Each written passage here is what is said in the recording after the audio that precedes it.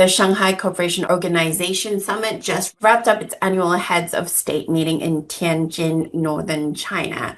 Obviously, mainstream media is framing this as Xi Jinping's opportunity to create a new world order counter to the erratic leadership of the US under Trump. I say obviously, I mean obviously they're framing it this way with nefarious, ominous undertones. It's actually a little bit of a shift in reporting, I feel, and this might be because of Trump. Like he's so overtly imperialist that some people find it difficult to align with him publicly in the West. But can you give us a more objective analysis of what the summit could potentially achieve? Yeah, I've just seen that the reports have come out of the summit, and including very interestingly, Xi Jinping's announced a new initiative to go with the Global Development Initiative, Global Security Initiative, and Global Civilization Initiative. He's just announced the Global Governance Initiative, which, I haven't read the speech yet and seen the details, but I'm very interested to do so. The Shanghai Cooperation Organization, the SCO, along with BRICS and the G77, I think is one of the main pillars of this emerging multipolar world order. And if it's all right to just go into what that means a little bit, because I feel like multipolarity is not a very well understood concept. And people understand, okay, there's a shift from a unipolar situation. It's not like the 1990s anymore, in the sense that there are multiple centers of power. But what they point out is this, well, the world situation in 1914 was also multipolar in the sense that, okay, the US was a power, Britain was a power, France, Germany, Japan, Russia were powers, but there was nothing progressive about it. There was nothing peaceful about it. That was the intense and violent rivalry between competing imperialist powers that led to the awful death and destruction of World War One. So what do we actually mean when we talk about multipolarity? Yes, it means multiple centers of power, but it also means different types of power, which is why Hugo Chávez, the late Venezuelan president, put forward a notion of pluripolarity, which arguably is a more accurate term because it really highlights this emerging new world, this emerging new system of international relations isn't just a matter of kind of rebalancing the imperialist powers. It incorporates the rise of the global south.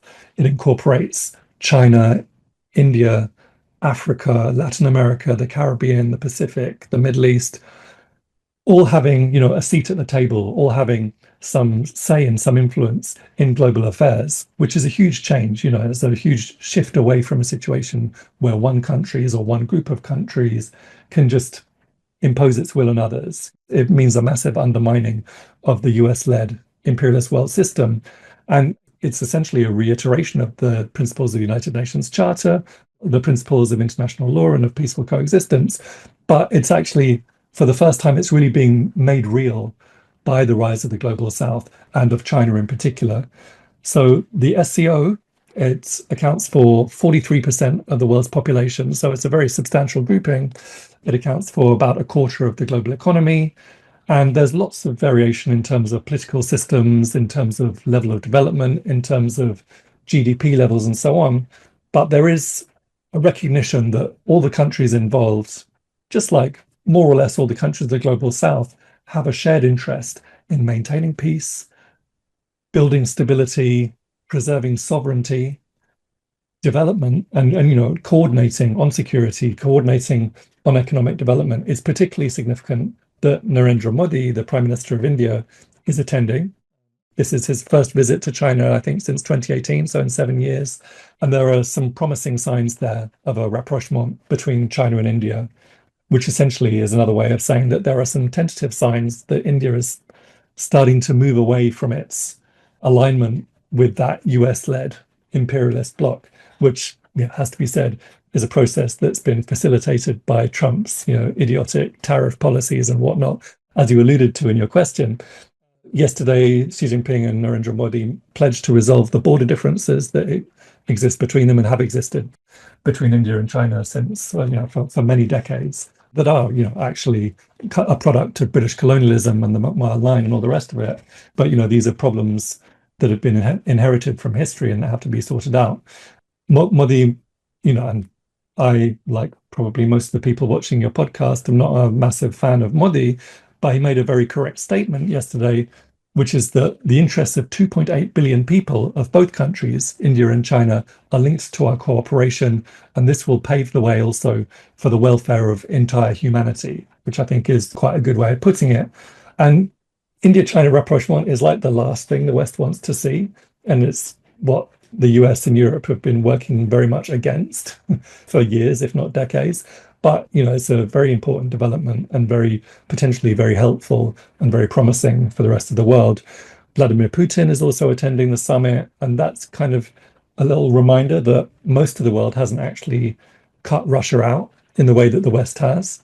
And the SCO, like other bodies in the global south, takes a neutral position regarding the Ukraine crisis. The Iranian president, Masoud Pezeshkian, is also attending. Again, this is someone that's a persona non grata in the capitals of Western Europe and North America. But the global south stands with Iran against Israel's criminal attacks and against the West sanctions. And meanwhile, Iran is increasingly looking east. It's looking towards China. It's looking towards Russia for its economic and strategic partnerships. Pakistani Prime Minister Shehbaz Sharif is also in attendance. Very positive that the heads of state of both India and Pakistan are there. And hopefully the SCO can help to provide a framework to facilitate dialogue and reduce tensions between India and Pakistan, remembering, of course, that there was a short war between those two countries just a few months ago. So, the whole project is contributing towards building what the Chinese call a global community of shared future, which is based on mutual respect, is based on mutual benefit, it's based on peace and sustainable development. Yeah, I mean, I think these are just very welcome signs.